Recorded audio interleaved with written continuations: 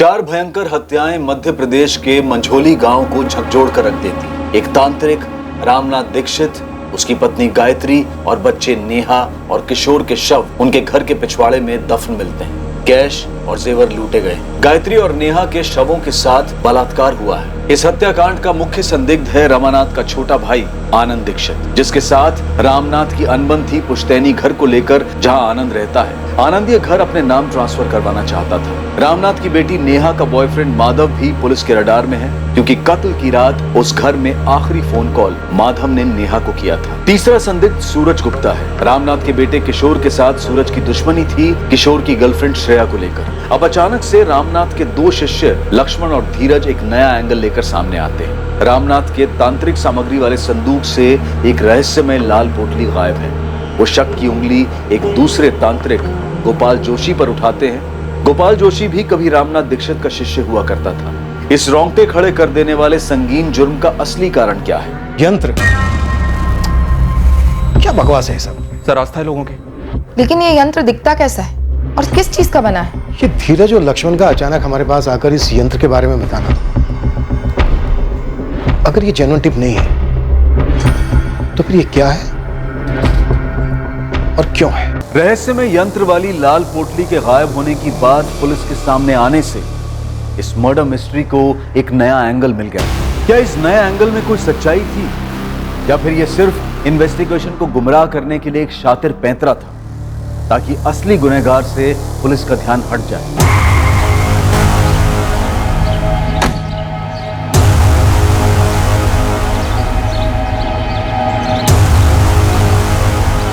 गोपाल जोशी को बाहर बुलाइए तुरंत।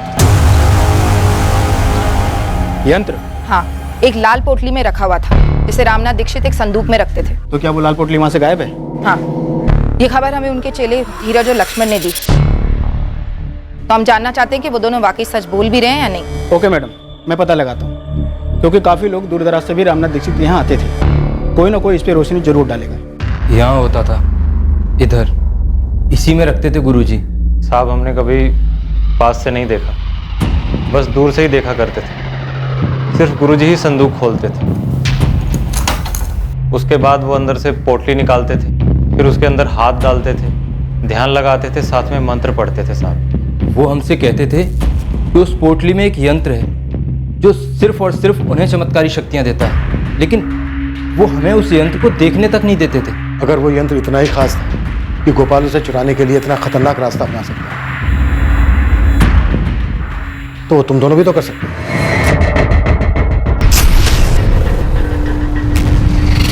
हम शिष्य थे गुरुजी के। वो तो गोपाल भी था। साहब वो यंत्र हमारे किसी काम का ना होता। अभी तो हमने विद्या पूरी सीखी भी नहीं थी, अभी तो पूरा ज्ञान आना बाकी था साहब। और साहब, उस यंत्र के लिए ज्योतिष विद्या का पूरा ज्ञान होना जरूरी होता है। सर, मैं अपने गुरुजी और उनके परिवार के साथ ऐसा करने के बारे में सपने में भी नहीं सोच सकता। अब मुझे नाम बताइए उसका, जिसने मेरा नाम घसीटकर इतनी घिनौनी हरकत का इल्जाम मेरे सर डालने का प्रयास किया। गोपाल तू तो तांत्रिक है ना, तू खुद पता नहीं कर सकता क्या अपनी शक्तियों के साथ? वैसे अब तो भीड़ बढ़ गई होगी ना तेरे पास, वो लाल पोटली मिलने के बाद। भीड़ बढ़ गई होगी? लाल पोटली? कौन सी लाल पोटली सर, क्या बात कर रहे हैं आप? हमारे पास इस बात के पक्के सबूत हैं कि तुम उस यंत्र के पीछे पड़े थे गोपाल। ये क्या बात कर रहे हैं सर? मतलब मैं क्या करता उसका? और मुझे तो पता भी नहीं कि आप जिस यंत्र की बात कर रहे हैं वो दिखता कैसा है। लाल पोटली तो देखी होगी, जिसमें हाथ डाल के रामनाथ ध्यान लगाता था। मैं स्वीकार करता हूँ कि मैंने वो पोटली देखी थी जब मैं गुरुजी के यहाँ शिष्य हुआ करता था, लेकिन गुरुजी ने स्पष्ट रूप से मुझे बताया था कि ये यंत्र सिर्फ उनके उपयोग के लिए। जंगल में कड़ी तपस्या करने के बाद उन्हें यह यंत्र प्राप्त हुआ था। सर, मुझ पे उंगली उठाने वाले वो लक्ष्मण और धीरज हैं, मैं बता सकता हूं, पर मेरी बात भी तो सुनिए कि मुझ पर यह झूठा आरोप वो किसी और के कहने पे लगा रहे हैं। तुमने उनके सलाह दी थी ना कि संदूक में वो लाल पोटली नहीं है, ये बात वो हमसे ना बताएं। झूठ, बिल्कुल झूठ। मैंने तो उनको बिल्कुल इसके विपरीत सलाह दी थी। तुम दोनों को तब के तब बता देना चाहिए था पुलिस को कि संदूक से लाल पोटली गायब है। तुम लोगों ने बताया क्यों नहीं अभी तक? गोपाल भाई, हमें लगा ही नहीं कि गुरुजी और उनके परिवार का कत्ल उस यंत्र की वजह से हो सकता है। अरे उससे तुम्हें क्या लक्ष्मण? तुम्हारा काम पुलिस की सहायता करना है। जाओ जाकर के पुलिस को सब कुछ बताओ, जाओ।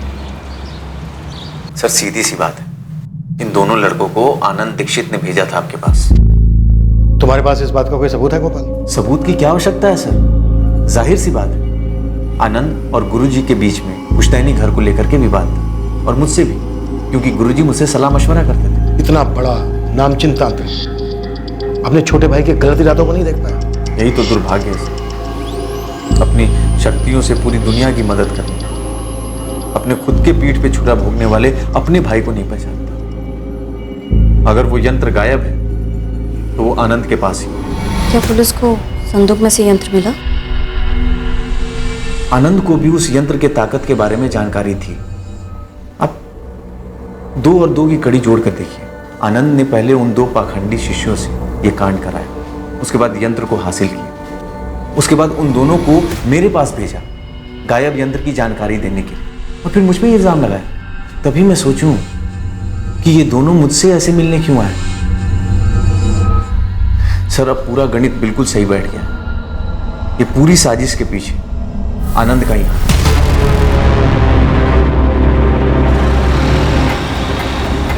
मैडम ये सूरज गुप्ता काफी डिंगे मार रहा है। ठीक से बताओ गुड्डी, क्या मतलब है तुम्हारा? कैसी डींगे? किशोर दीक्षित और उसके परिवार की ऐसी दर्दनाक मौत पर डिंगे। देखो यार, वो कहते हैं ना कि जैसी करनी वैसी भरनी। अब तुम जानते हो श्रेया तो मेरी गर्लफ्रेंड थी, लेकिन किशोर गलत था।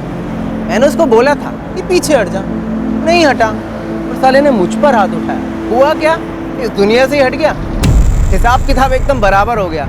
गुरदीप, तुम्हें लगता है सूरज और उसके कॉर्पोरेटर बाप ने मिलकर ही हिसाब किताब पूरा किया होगा? मैडम कॉर्पोरेटर धर्मेंद्र गुप्ता या फिर उसका बेटा सूरज गुप्ता खुद ये कांड करते ना तो शेख चिल्ली वाला मामला होता, मतलब खुद के ही पैर काट डालते। तो इन दोनों ने नहीं किया? मेरे हिसाब से तो बिल्कुल भी नहीं। हाँ, सुपारी वाला मामला हो सकता है। उस पर कोई खबर?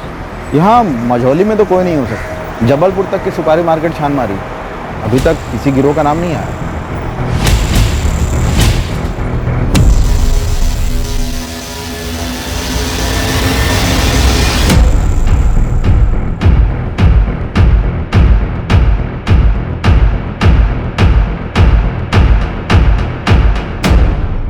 करीबन 20 लोगों से बात हुई है जो रामनाथ दीक्षित के पास जाते थे अपनी समस्या लेकर। सभी का कहना है कि लाल पोटली तो देखी ही दूर से, लेकिन यंत्र के बारे में किसी को कुछ नहीं मालूम। नथु, इस माधव रघुवंशी के बारे में कुछ पता चला क्या? साबू तो देवदास बना घूम रहा है। मतलब ये प्यार व्यार सच में था क्या? उसके और नेहा के कॉलेज में बात हुई। वहाँ के लोगों का कहना है कि दोनों का सीरियस रिलेशनशिप था। मतलब मोटा मोटा अब हमारे रडार पर सिर्फ आनंद दीक्षित और गोपाल जोशी है, और दोनों पर ही बात आगे नहीं बढ़ रही है। साहब ये रामनाथ के चेले लक्ष्मण और धीरज दोनों की थोड़ी खातिरदारी करो, जरूर कुछ उगलेंगे। वही प्लान है। तब तो तू गोपाल जोशी का और खंगाल। ठीक है साहब, मैं लग जाता हूँ इसकी हिस्ट्री निकालने में। वैसे एक बात और खटक रही है मुझे, ये चारों मर्डर बहुत ही प्रोफेशनल तरीके से हुए, लेकिन पूरे जिले से, यहाँ तक कि पूरे स्टेट से एक भी हिस्ट्री शीटर का नाम सामने नहीं आया। सर और एक बात खटक रही है मुझे। हमने जब दीक्षित के पड़ोसी रोहित से बात की थी, तब उसने बताया था कि कत्ल की रात उनकी गली का कोई कुत्ता बहुत अजीब तरह से रो रहा था। उस रात को कोई कुत्ता बड़ी डरावनी तरीके से रो रहा था। सर मुझे कोई बहुत ही शातिर और बेरहम साजिश की बुआ रही है। यह सिर्फ किसी हिस्ट्री शीटर का अंजाम दिया जुर्म नहीं लग रहा है।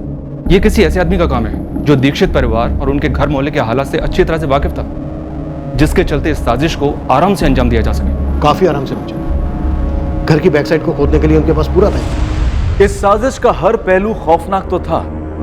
जिस तरह से चारों को मौत के घाट उतारा गया था, जिस तरह से दोनों औरतों पर सेक्सुअल असॉल्ट किया गया था, और जिस तरह से चारों को दफनाया गया था। पर क्या वो अदृश्य यंत्र जिसे इस केस से जुड़े किसी भी व्यक्ति ने नहीं देखा था, क्या सिर्फ एक लाल पोटली में छुपा हुआ वो यंत्र इस नरसंहार का कारण?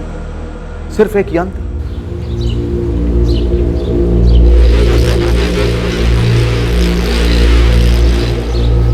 देखिए, लक्ष्मण और धीरज खुद से मुझ पे उंगली नहीं उठाते। कोई है जो उनके कंधे से मुझ पे निशाना साध रहा है। एक बार पता तो कीजिए। जी ठीक ठीक।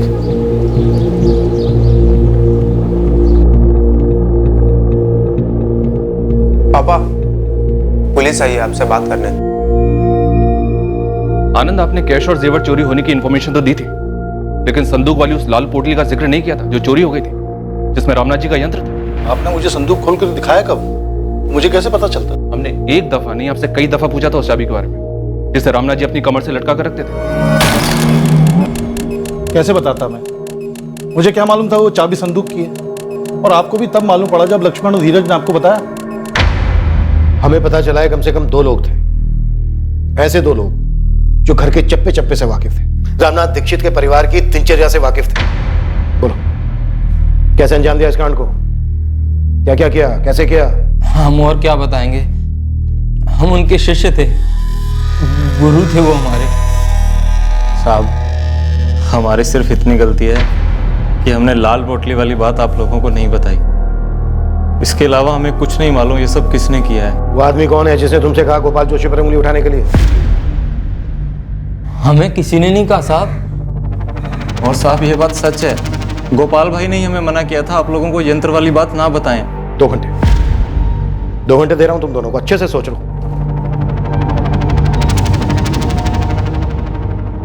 क्या सर, कुछ भी बोल रहे हैं आप? मैं समझ रहा हूं आपका गेम। आप तुक्का लगा रहे हैं मुझसे कुछ भी बुलवाने के लिए। कोई तुक्का नहीं लगा रहे। 4 मर्डर हुए हैं, तुम्हारे भाई का, भाभी का, भतीजे का, भतीजी का। सर मुझे पता है उस धीरज ने और लक्ष्मण ने आपके कान भरे होंगे मेरे खिलाफ, लेकिन उनकी मनगढ़ंत कहानी से यह साबित नहीं हो जाता कि मर्डर मैंने किया है। और रही बात उस यंत्र की, मुझे मालूम पड़ा कि वो चोरी हो गया, लेकिन सर वो लाल पोटली वाला यंत्र हमेशा से उस पर मैं हंसता था। सस्ती नौटंकी के अलावा कुछ भी नहीं था मेरे लिए वो। और अपने भैया को भी मैं कभी कोई चमत्कारी गुरु नहीं मानता था, एक नंबर का पाखंडी समझता था उनको। सैकड़ों लोग आते थे उनके पास। सर दुखी और परेशान आदमी उम्मीद की हर चौखट पे माथा टेकता है, और मेरे भैया उम्मीद की पुड़िया बना के देने में माहिर थे। और वो पुड़िया थोड़ी देर के लिए लोगों को सुकून देती, सुकून के अलावा कुछ नहीं। और ये जो यंत्र मंत्र है ना, सब ढकोसला था, एक पैसे की चमत्कारी शक्ति नहीं थी उसमें। तुम मेरी शक्तियों को मानो या न मानो उससे कोई फर्क नहीं पड़ता मुझे। तुम्हें बस घर का लालच है, उसी की बात करो। लालच नहीं, हक है मेरा। पुश्तैनी मकान है वो। एक तो आप मकान छोड़कर अपनी ये पाखंड की विद्या सीखने चले गए, और दूसरे उस मकान की मरम्मत के लिए पानी की तरह पैसा बहाया मैंने। और तीसरी सबसे अहम बात, माँ बाबूजी की सेवा की आखिरी दम तक, जब आप दुनिया को ठग के पैसे कमा रहे थे। और इन सब के बावजूद आपको अच्छी खासी रकम दी मैंने मकान के नाम पे। और अब जो आप मांग रहे हैं ना, वो लूट है, और आप लूट में माहिर हो चुके हैं अपनी यंत्र मंत्र की विद्या से। आज 30 लाख कीमत है उस घर की, मैं तुमसे 15 मांग रहा हूं, आधा। तुम बाकी के 7 लाख दो, मैं आंख मूंद कर कागजात पे दस्तखत करता हूं। रही बात यंत्र तंत्र की, वो मेरा पेशा है, उससे तुम्हारा कोई ताल्लुक नहीं। मानता हूं ताल्लुक नहीं था मेरा, और ये भी मानता हूं कि कानूनी तौर पे 7 लाख रुपए देने थे मुझे पुश्तैनी मकान के लिए, और जो मैंने इकट्ठे भी किए अपनी छोटी सी दुकान चलाकर, मेहनत की कमाई से, कोई यंत्र वाली ठगी से नहीं। पर वो यंत्र था क्या? सर बोल तो रहा हूं, उस लाल पोटली में लिपटी हुई ठगी थी, बकवास था, जिसके जरिए भैया लोगों को बेवकूफ बनाते थे, ढेर सारे पैसे कमाते थे। आनंद, लेकिन ये नामुमकिन है कि तुम्हें पता ही नहीं था कि उस संदूक के अंदर वो लाल पोटली है, और रामनाथ जी की कमर से बंधी चाबी से वो संदूक खुलता है। आनंद, यंत्र चुराने वाले ने रामनाथ दीक्षित की कमर पर बंधी चाबी से वो संदूक खोला, यंत्र बाहर निकाला, वापस उस संदूक को ताला लगाया, और वापस वो चाबी रामनाथ की कमर पर बांध दी। सर आप तहकीकात करने वाले एक पेशेवर हैं, आप लोगों के बयान से सच्चाई जान लेते हैं। मुद्दे से मत हटो। मुद्दा वही है सर, इन पेशेवर भविष्यवक्ताओं का खेल भी वही है। ये लोगों से पूछताछ करते समय अंदाजा लगा लेते हैं कि सामने वाले की कमजोरी क्या है। जबान तो पहले ही मीठी होती है उनकी, ले लेते हैं लपेटे में। और रामनाथ भैया तो इस आंखों में धूल झोंकने वाली कला के माहिर हो गए थे। रामनाथ दीक्षित और उसके पूरे परिवार का कत्ल किया गया, उनकी पत्नी और बेटी की लाशों के साथ घिनौनी हरकत हुई है। अब तुम चुपचाप ये बताओ, इस कांड को कैसे अंजाम दिया? मैंने नहीं किया सर। किन चीजों का सहारा लिया आनंद? और कुत्ते के रोने की आवाज किसने निकाली? धीरज और लक्ष्मण ने? लक्ष्मण, धीरज, हमें अच्छे से पता है उस रात को जो कुत्ते के रोने की आवाज थी वो असली नहीं थी, तुम दोनों ने वो आवाजें निकाली थी। तुम्हारे गुरु रामनाथ दीक्षित कुत्ते के रोने को अपशकुन मानते थे, इसलिए कुत्ते को भगाने के लिए उन्हें घर से बाहर आने के लिए मजबूर होना ही था।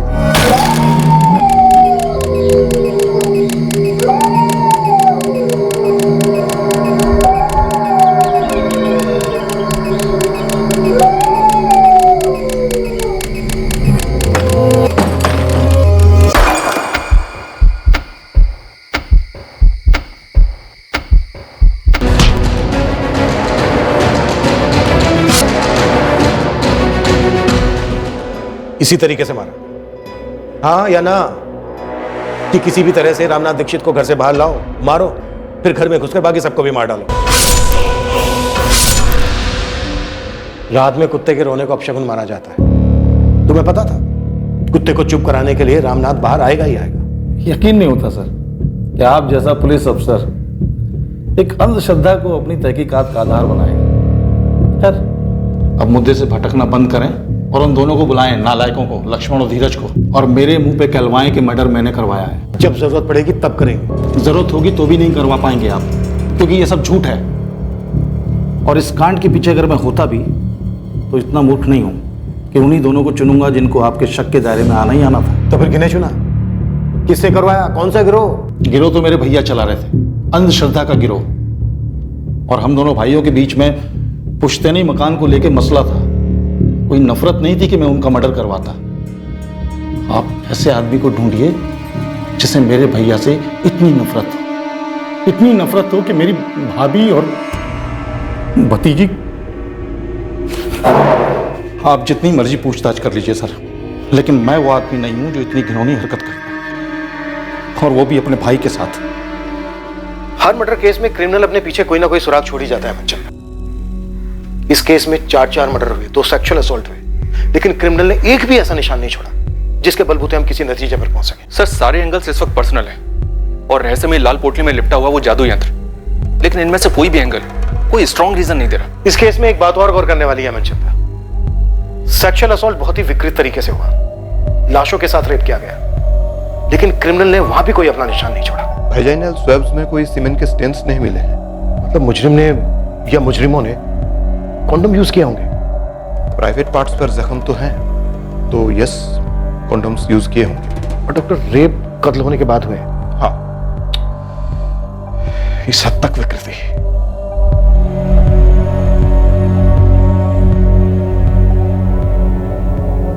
क्या सोच रहे हैं इंस्पेक्टर?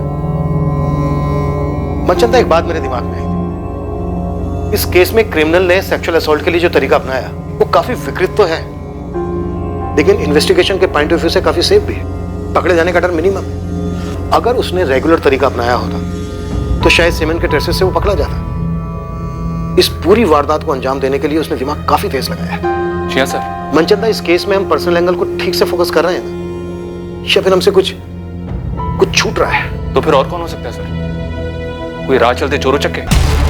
पर इसकी भी तो हमें कोई लीड नहीं मिली है।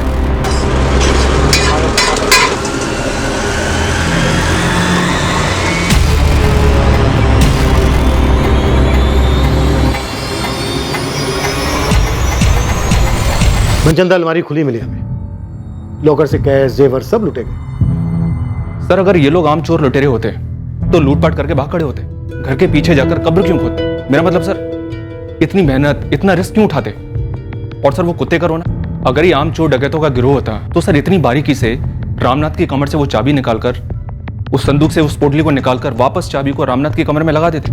इतनी बारीकी, मतलब सर कोई लॉजिक नहीं बनता। मनचंदा, वो लाल रंग की पोटली हमारे दिमाग में इसलिए बैठी हुई है क्योंकि धीरज और लक्ष्मण ने देखा कि वो संदूक में नहीं है।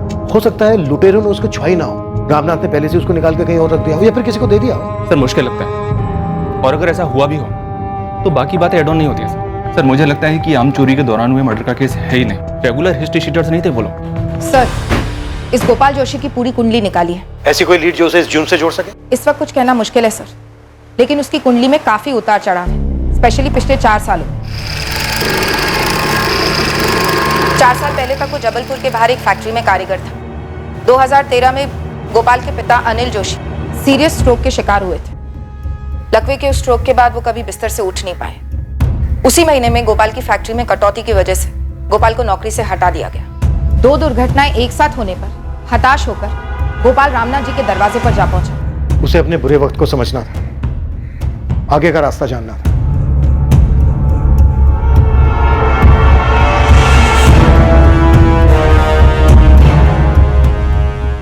मैडम, फिर सुनने में आया कि रामनाथ के कहने पर गोपाल जोशी ने कोई बलि चढ़ाई। कैसी बलि? नर बलि? नहीं, चौकी अहमद किसी जानवर की बलि चढ़ाई। ये सब तो ठीक है न, लेकिन क्या गोपाल की रामनाथ जी के साथ कोई अनबन हुई थी? किसी बात को लेकर झगड़ा, या उस लाल पोटली वाले यंत्र को लेकर कोई मसला? मैडम, इतना पता चला है कि रामनाथ से मिलने के बाद गोपाल को कई नई नौकरियां मिली, लेकिन वो कहीं टिक नहीं पाया। फिर वो रामनाथ का ही भरोसेमंद शागिर्द बन गया। रामनाथ कभी कभी अपने कुछ भक्तों का भविष्य गोपाल से पढ़वाने लगा। तुम्हारी समस्या तुम्हारे घर के चार दीवारी में। जी गुरुजी। घर के किस सदस्य से? गुरुजी, बेटी का मसला है। बताओ क्या समस्या? लक्ष्मण और धीरज ने जैसे आप लोग को बताया कि रामनाथ अपनी विद्या अपने शागिर्दों को अच्छे से सिखाता जरूर था, लेकिन उसके बावजूद भी अपनी पोटली में किसी को हाथ तक नहीं लगाने देता था। ये यंत्र है क्या नथु? बहुत बड़ा झोल तो नहीं है? मैडम वो सब तो नहीं पता, लेकिन एक समय के बाद गोपाल रामनाथ से अलग हो गया। उसने खुद की बैठक शुरू कर दी। जरूर कोई झगड़ा या अनबन हुई होगी। पता करो नथु, जल्दी। पर नथु कुछ पता नहीं कर पाया सर। रामनाथ के काफी भक्त गोपाल जोशी के पास जाने लगे होंगे। बिजनेस कम हुआ होगा रामनाथ का, जलन हुई होगी। लेकिन सर, अगर जलन रामनाथ की तरफ से थी तो वो खुद क्यों मारा गया, और उसका पूरा परिवार भी? मुझे एक ख्याल आया सर, जब रामनाथ जी के क्लाइंट्स भारी मात्रा में गोपाल के पास जा रहे हों तो रामनाथ जी ने गोपाल को धमकी दी होगी। कैसी धमकी बाबू? आधी अधूरी विद्या पाकर तुम लोगों के साथ छल कर रहे हो गोपाल, पाखंड है ये। क्षमा कीजिएगा गुरुजी, अरे इतने सालों से आप भी तो यही करते आ रहे हैं। मैं सच में भविष्य देख सकता हूँ। गुरुजी देख तो मैं भी सकता हूँ, और आपको तो बहुत गौर से देखा है मैंने। क्या देखा तुमने? गुरुजी आपके हथकंडे, आपके पैतरे, वही 20-25 सवाल सारे भक्तों से घुमा फिरा करके पूछते हैं। उनके मन के हालात से इतने सालों से खेल रहे हैं, उनके मुंह से जवाब निकलवा कर उन्हीं को जवाब देते हैं, और वहीं से तो आपकी कमाई होती है ना गुरुजी। बकवास बंद करो गोपाल, मेरे पास सच में विद्या है, और मेरे भक्तों को जो तुम हथिया रहे हो ना, ये बंद करो। अब आ गए ना मुद्दे पे गुरुजी। आपसे देखी नहीं जा रही ना मेरी सफलता और आपकी घटती हुई कमाई। याद रखो, मैंने तुम्हें ये विद्या सिखाई, मैं इसे वापस भी ले सकता हूँ। धमकी दे रहे हैं आप? चेतावनी दे रहा हूँ। तुम जिस हालत में मेरे पास आए थे तो मुश्किलों से घिरे हुए थे। मैंने अपनी मंत्र विद्या और यंत्र की शक्ति से तुम्हारी सारी मुश्किलें दूर की। मुझे अगर क्रोधित करो, नाखुश करोगे तो वही हालात है, पर उससे भी बदतर हालात में पहुंचने में देर नहीं लगेगी। इतनी शक्ति है मेरे पास। पुलिस ने अनुमान लगाया था कि इस तरह का कोई झगड़ा गुरु और शिष्य के बीच हुआ हो सकता है, जिसकी वजह से गोपाल ने इस हत्याकांड को करने की ठान ली। ये सिर्फ आपका अनुमान है, सिर्फ अनुमान। और वैसे भी चमत्कारी शक्तियों पर आप लोग कब से विश्वास करने लगे? लोगों का विश्वास जीतकर उनसे पैसे तुम और रामनाथ जैसे लोग कमाते हैं। कौन ना करता है आती हुई लक्ष्मी को। ये बिजनेस है हमारा। लोगों को उम्मीद की पूड़ी देकर हम अपने घर की दाल रोटी चलाते हैं। मैं भी तो गया था रामनाथ जी के पास, हताश हालत। और फिर वहीं टिके रहे, लंबे अरसे तक वहीं रहे। तो क्या करता हूं? किसी भी तांत्रिक के पास जाना सर एक आदत होती है, जो धीरे धीरे लत बन जाती है नशे की तरह। बंदा खुद के लिए भी फैसला अकेले नहीं कर पाता, किसी भी मुश्किल का सामना नहीं कर पाता, कोई खुशी नहीं मना पाता। वो हर दूसरे दिन बाबा के चरणों में जाकर गिरा रहता। यही हमारा बिजनेस है, यहीं से हमारी कमाई होती है। ये बात मैं बहुत पहले समझ चुका था। फिर भी रामनाथ जी की धमकी से डर गए? सर, झूठी शक्तियों की धमकी से कौन डरता है? तो पहली बात कि रामनाथ जी ने तो मुझे कभी धमकी दी ही नहीं थी। वो बहुत ईमानदारी से अपना व्यवसाय कर रहे थे, मैं अपना कर रहा था।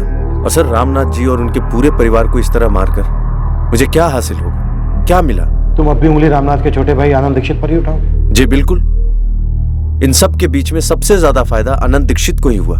जब शक उन पे गया तो उन्होंने बहुत चालाकी से चमत्कारी यंत्र और लाल पोटली के बीच में बातों को फंसा दिया, और आप लोग उसी के गोल गोल गोल गोल घूम रहे हैं। आनंद दीक्षित के पीछे पूरी टीम लगाई गई। उसकी एक एक हरकत पर नजर रखी गई। जिन्हें क्लीन चिट दी गई थी उन्हें दोबारा से पुलिस की रडार में लाया गया। नेहा दीक्षित के बॉयफ्रेंड माधव की बार बार पूछताछ हुई, इस उम्मीद में वो शायद कोई और खुलासा करेगा और उस रात पर रोशनी डालेगा और मुजरिमों का कुछ तो पता चलेगा। लक्ष्मण और धीरज, रामनाथ दीक्षित के दोनों स्टूडेंट्स पर कड़ी नजर रखी गई। टीम सिर्फ इसका इंतजार कर रही थी कि कब इनमें से कोई फिसले और इस केस की कोई तगड़ी लीड मिले। क्राइम सीन का भी बार बार री एग्जामिनेशन हुआ। सब कुछ इस एक उम्मीद से किया जा रहा था कि मुजरिम की तरफ कोई तो इशारा हो। साहब, जब से मैं खबरी बनाऊं, मैंने आज तक इतने हिस्ट्री सीटर से बात नहीं की होगी जितना इस केस में कर ली। मैं लगभग दावे के साथ कह सकता हूँ ये काम किसी हिस्ट्री शीटर का तो नहीं है। तो फिर कौन हो सकता है? अगर ये रामनाथ दीक्षित के शागिर्दों में से कोई नहीं है, इसमें कोई हिस्ट्री शीटर इन्वॉल्व नहीं है, तो फिर वो कौन हो सकता है जो एक रात आया, घर में चोरी की, 4 मर्डर किए, 2 सेक्सुअल असॉल्ट किए, फिर लाशों को घर के बैक साइड में दफना कर बिना कोई सबूत छोड़े चला गया?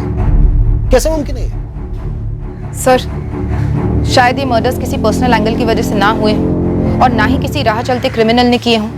भाविका, तो और क्या रीजन हो सकता है? अंधेरे में तीर चला रही हूँ सर, लेकिन ये किसी नाखुश कस्टमर का एंगल भी तो हो सकता है। तुम्हारा मतलब है रामनाथ दीक्षित का कोई भक्त, कोई ग्राहक जिसे एक्स होने की सलाह दी गई और हुआ वाई? यस सर, या फिर बोला कुछ 1 महीने में ठीक हो जाएगा और लग गया 1 साल। एक अरसे से पूरा समय ही चल रहा है, ये दशा कब तक चलेगी? सिर्फ 3 हफ्ते। भविष्यवाणी सही नहीं निकली और बंदे का खून खौल गया। अपनी सारी मुश्किलों का कारण वो रामनाथ जी को समझ बैठा और गुस्से में आकर कर गया कांड। और सर, आपको जैसे लग रहा था कुत्ते का रोना कारण हुआ होगा जिसकी वजह से रामनाथ जी अपने घर से बाहर निकले होंगे, मुझे भी बार बार वही सही लग रहा है।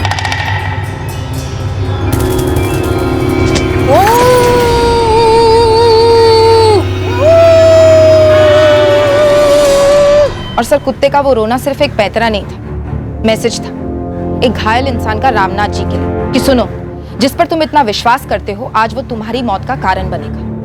एक बौखलाए हुए भक्त की मानसिकता। मैडम, खूनी अगर भक्तगण में से है तो उसको ढूंढना घास की बोरी में सुई ढूंढने के बराबर होगा। सालों से भक्त आते हैं, कई सारे मध्य प्रदेश से, कई बाहर से। भाविका, हमने भी तो ऐसे कई लोगों से बात की है जिन्होंने रामनाथ से पुड़िया ली थी। मुश्किल से 4-5 ऐसे होंगे जिनको लाभ हुआ होगा। अब एक तांत्रिक की भविष्यवाणी का सच ना होना इसका मतलब ये तो नहीं कि कोई इतनी बुरी तरह से बदला लेगा।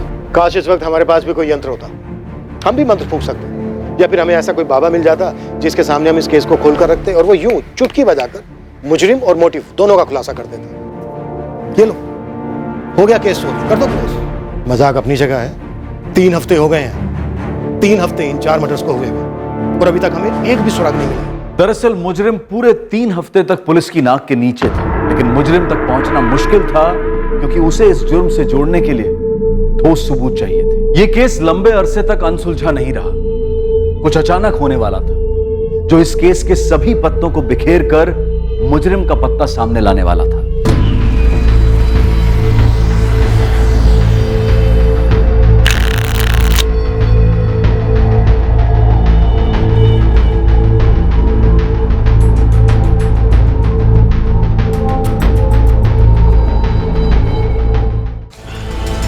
नथु, चाय तो चढ़ाओ, खबर है। चाय और ये टाइम? चढ़ा तो सही। ले मुस्तान, चाय कड़क पिला रहा हूँ तो खबर भी कड़क होनी चाहिए। वो कल्पेश को तो तू जानता ही है, हिस्ट्री शीटर कल्पेश ना? हाँ। क्या हुआ उसका? इतनी मोटी गट्ठी है उसके पास करारे नोटों की। ये तेरी कड़क खबर? भाई 10-10 हजार के दाव लगा रहा है। इतने पैसे तो सुपारी से मिलते, वो भी मर्डर की। अरे तो कोई मर्डर की टिप देना। भाई वो तुम ढूंढो ना, हमने तो तुम्हें तिल्ली दिया जला के, मशाल तुम बनाओ।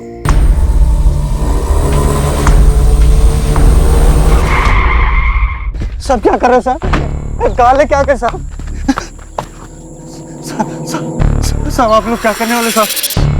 साहब क्या कर रहे हो साहब? साहब मैंने कुछ नहीं किया, सच्ची बता रहा हूँ साहब, मैंने कुछ नहीं किया साहब। कहाँ से लाए पैसे? नहीं तो यहीं पे लंबा कर दूंगा तेरे को। मेरी मेहनत की कमाई का पैसा साहब। अच्छा, क्या काम करता है बे तू?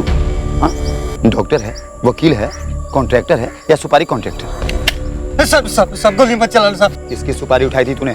नहीं साहब, मेरी इतनी औकात कहाँ साहब, मैंने कोई सुपारी पारी नहीं उठाई साहब। वो एक बंदा चोरी का जेवर लेके मेरे पास आया था, बोला इसे बेच दे, तुझे तेरा कमीशन मिल जाएगा। मैंने वो सारे जेवर कांतीलाल सिसोदिया की दुकान पे बेच दिए।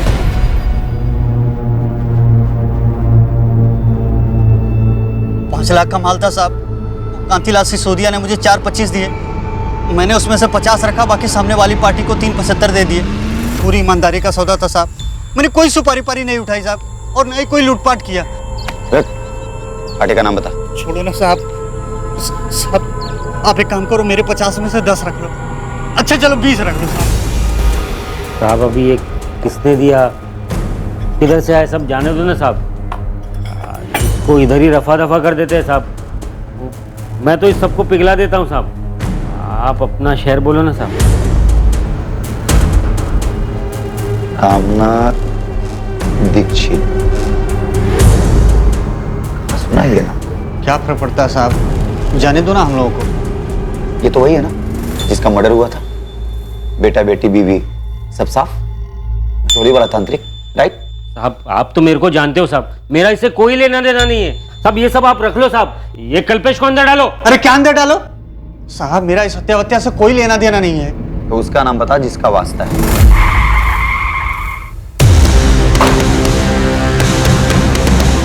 देखा साहब, हमें एक छोटे से कल्पेश के टिप ने कहां से कहां पहुंचा दिया। साहब रवि नाम है उसका। सर रवि ही मिला था मुझे माल लेकर। कब आया था?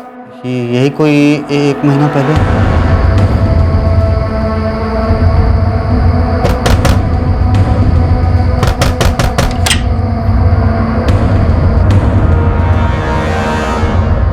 ये देख, ये बेच ले। इतना माल आया कहाँ से? तुझे उससे क्या? कम से कम 7-8 लाख के तो होंगे। अबे नहीं बे, 7-8 लाख के नहीं है। फिर कितने के होंगे? अब यार ये तो जौहरी बताएगा ना, जितनी कीमत होती है उससे कम ही मिलता है। इनका हिसाब किताब तो तुझे पता ही है। पर भाई जो भी कीमत लगे, मेरा कमीशन फिक्स्ड है 50। ठीक है, तो डील तो करा दे, अपना कमीशन रख लेना। लेकिन हाँ, मेरी हरी झंडी मिलने के बाद ही माल निकालना। रवि को मैं काफी सालों से जानता हूँ, उसे पता कि मैं चोरी का सामान बेचता हूँ, इसलिए वो माल लेकर मेरे पास आया था। ये रवि है कौन? किसी गिरोह का है? नहीं साहब, वैसे तो ये सीधे काम में है। ऑमलेट और पराठे का ठेला लगाता है मझोली में। 1 हफ्ते पहले फोन आया था उसका मेरे पास। हाँ कल्पेश, माल भेज दे तुरंत। अरे हरी झंडी है। हाँ हो जाएगा। आया, पर तूने बताया नहीं कि माल किधर से आया, कहाँ से आया। अरे तुझे क्यों जानना है? तू माल भेज, अपना कमीशन रखो, खुश रहे। जुल्म अपना दिमाग लगा रहा है। तेरे रवि मझोली में कब और कहाँ ठेला लगाता है? साहब ये शाम 5 बजे से लेकर रात के 2 बजे तक, हाईवे के पास सर्विस रोड पर।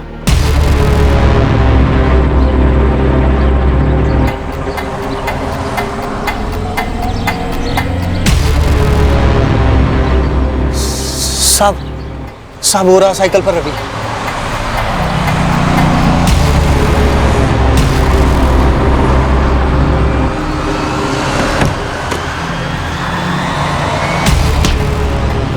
रामनाथ दीक्षित, नाम तो सुना ही होगा।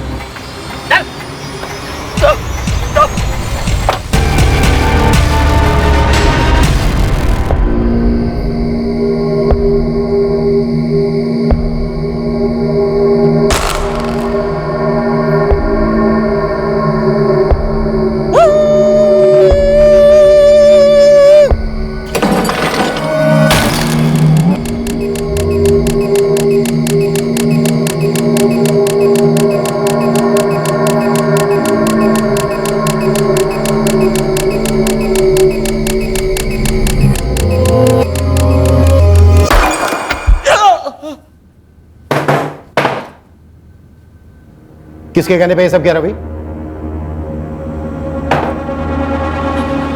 महीने भर से हम इस केस के पीछे चक्कर काट रहे हैं। अब अगर तूने तनिक भी दिल लगाई ना तो असली कुत्ता समझ के पीटूंगा तुझे, और असली कुत्ते की तरह रोएगा तू रात भर। मैंने तो बस कुत्ते के रोने की आवाज निकाली थी साहब। रुक मत, आगे बोल। और लूटने में मदद की थी बस उसकी, पर मैंने किसी को नहीं मारा। कौन था वो जिसकी मदद की तूने?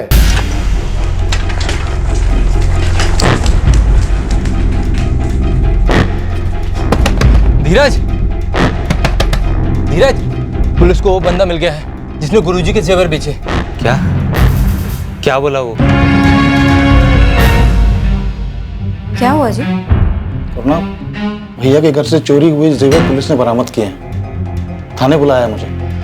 कहीं ये उनकी कोई चाल तो नहीं है? पता नहीं, देख आता हूँ।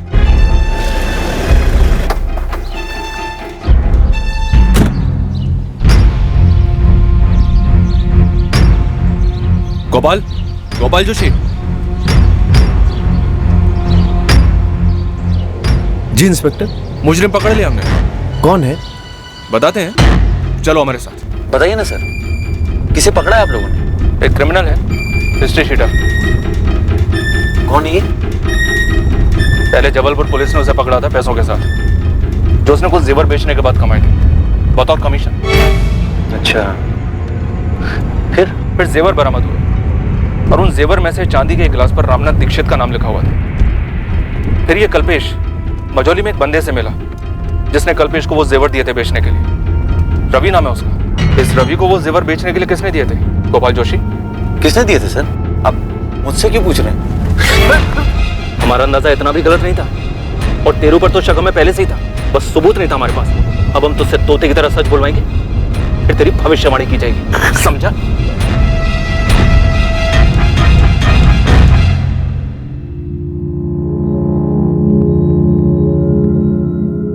नाम बोल रवि, नाम बोल।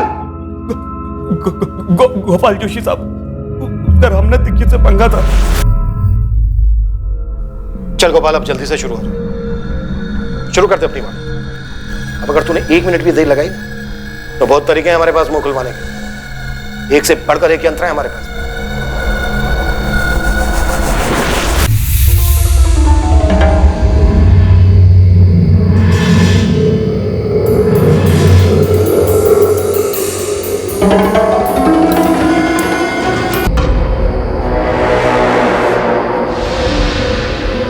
मैं वो कसाई वाला चॉपर ले आऊंगा, एक बार में काम तमाम। कल रात ही करना हो और कल पूर्णमासी भी है।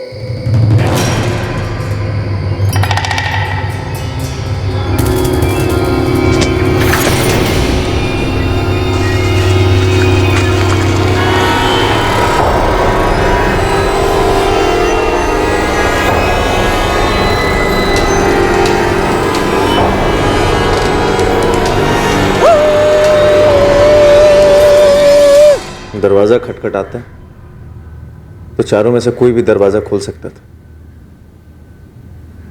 लेकिन मुझे यकीन था कि कुत्ते की रोने की आवाज सुनकर गुरुजी ही दरवाजा खोलेंगे। उन्हें लगता कि कोई अपशगुन हो, शोर मचाता, लोग इकट्ठे हो जाते। मतलब पूरी फैमिली का सफाई करना है, ये पहले से तय था? नहीं साहब, मैंने किसी को नहीं मारा। मैंने तो बस चोरी में मदद की थी और लाशों को दफनाने में। गायत्री दीक्षित और नेहा दीक्षित की लाशों के साथ जो किया वो किसने किया? बोल गोपाल, सुन रहा हूं मैं, बोल।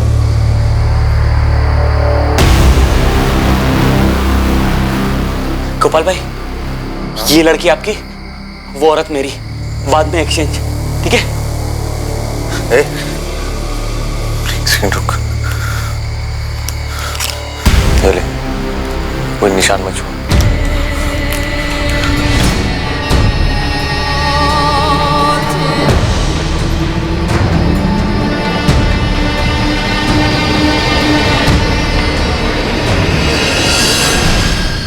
इतना सब कुछ तूने उस लाल पोटली के लिए किया, उस यंत्र के लिए?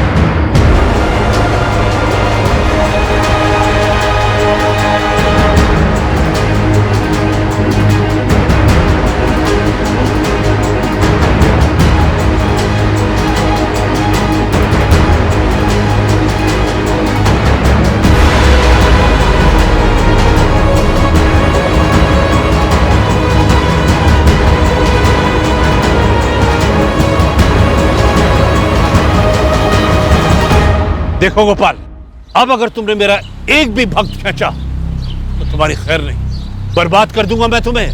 पहले मुझसे मेरी विद्या सीखी और अब तुम मेरे ही ग्राहक छीन रहा है। तेरी इतनी हिम्मत! इतने सालों में पहली बार आपके मुंह से भक्त की जगह पे ग्राहक सुन रहा, बड़ा अच्छा लगा। पाखंडी नहीं है आप मेरी तरह, धंधे वाले हैं और धंधे में नए ग्राहक बनाना अन्याय नहीं है, लेकिन पुराने वाले को भी पकड़ के रखिए।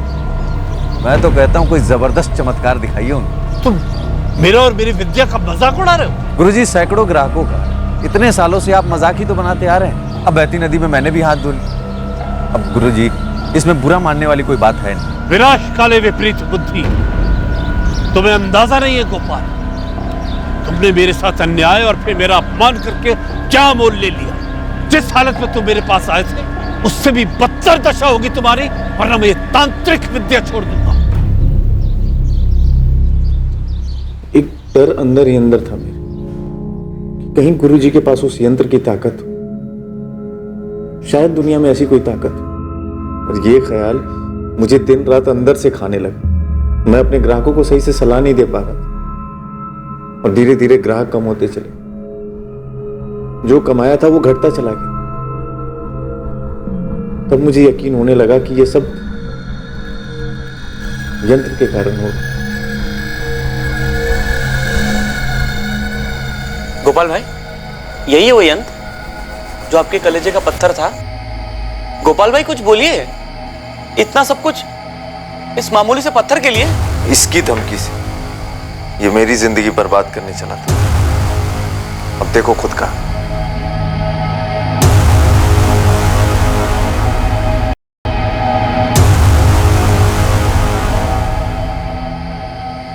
गोपाल भाई, आपका यंत्र मिल गया। मुझे लगता है अब यहाँ से निकलना चाहिए। 4:30 हो चुके हैं। घर से नकद और जेवर लेके चलते हैं। चलिए। लाल पोटली कहाँ है? जला दी मैंने। उसके अंदर जो पत्थर था वो मेरे घर पे पड़ा। तुम अब भी उस पत्थर को चमत्कारी समझते हो? तंत्र का यंत्र है वो। कुछ जेवर भैया के नाम पे हैं और कुछ भाभी के। उस पोटली में सच में सिर्फ ये पत्थर था? हाँ, सिर्फ पत्थर। और तुम लोगों के लिए यंत्र। मुझे इसके बारे में कभी कुछ पता नहीं था, लेकिन इतना मालूम था कि जो भी है बकवास है।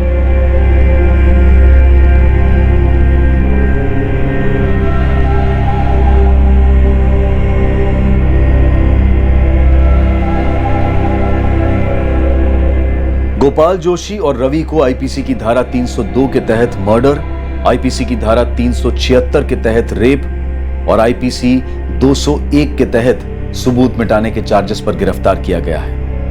रामनाथ दीक्षित से बदला लेने और उसके यंत्र को हथियाकर उसकी चमत्कारी शक्तियों को खुद पाने की निर्भीकता में गोपाल जोशी ने इन 4 भयंकर हत्याओं को अंजाम दिया था, सिर्फ ये जानने के लिए कि दरअसल कोई यंत्र था ही नहीं, बस एक पत्थर था जिसे एक कपड़े में बांध कर रखा गया था। एक साधारण सा पत्थर। दुनिया में ऐसा कोई नहीं है, कोई भी नहीं है जिसके पास किसी और की जिंदगी में चमत्कार लाने की या हाहाकार मचाने की दैवीय या फिर शैतानी शक्ति हो। अगर हम अपनी जिंदगी बेहतर बनाना चाहते हैं तो हमें और सिर्फ हमें अपने अंदर की पॉजिटिव एनर्जी को बढ़ाना होगा और इसी की ताकत से हम अपने इरादों को मजबूत कर सकते हैं, अपनी क्षमताओं को बढ़ा सकते हैं और अपनी निराशा को मिटा सकते हैं। जैसे ही हम बाबाओं, तांत्रिकों और भविष्यवक्ताओं की शरण में जाते हैं, हमारा विवेक, हमारे लॉजिकल फैसले लेने की बुद्धि और नजर दोनों धुंधले हो जाते हैं और हम देखते ही देखते इन चमत्कारों के व्यापारियों के गुलाम बनकर रह जाते हैं। दुनिया में सबसे शक्तिशाली ताकत हम खुद हैं।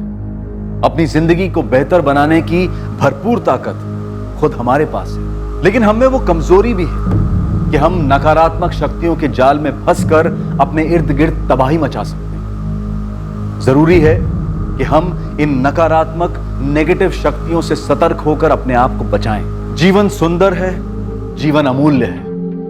अब मैं अनूप सोनी आपसे विदा लेता हूं, फिर मुलाकात होगी और हमेशा याद रखें, क्राइम और आपके बीच में सिर्फ इतना फर्क है कि आप कितने सतर्क हैं। सतर्क रहें, सुरक्षित रहें। जय हिंद।